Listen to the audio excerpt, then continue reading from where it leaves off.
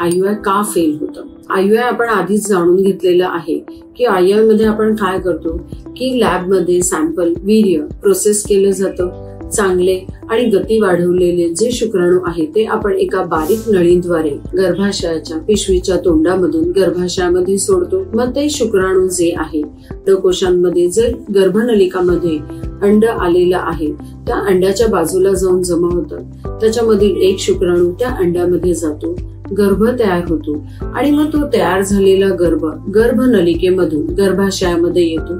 त्याचं रोपण होतं, त्याचं पोषण होतं, मग काही गरोदर होते. या कोणत्याही प्रोसिजर मध्ये जर अडथळा आल्यास गर्भधारणा होत नाही. तर का गर्भधारणा होत नाही? म्हणजे गर्भनलिका ओपन आहेत, पेटंट आहेत, पण त्या फंक्शनल नाहीये, किंवा जे अंड आलं आहे त्या अंड्याची क्वालिटी चांगली नाहीये, कमी दर्जाचे आहे, किंवा अंड्यांचं कधी कधी आवरण इतकं कडक असतं की ते शुक्राणूंमुळे फुटू शकत नाही आणि गर्भ तयार होत नाही. तसंच समजा शुक्राणूंची गती किंवा क्षमता किंवा कमी दर्जाचे शुक्राणू असतील आणि शेवट बट नॉट द लिस्ट गर्भाशयामध्ये आल्यानंतर गर्भाशयामध्ये त्याचं रोपण व्हायला पाहिजे. गर्भाशयामधील पिशवीचा थर ज्याला आपण म्हणतो एंडोमेट्रियल लाइनिंग खूप चांगली नसेल तर IUI सक्सेस होत नाही.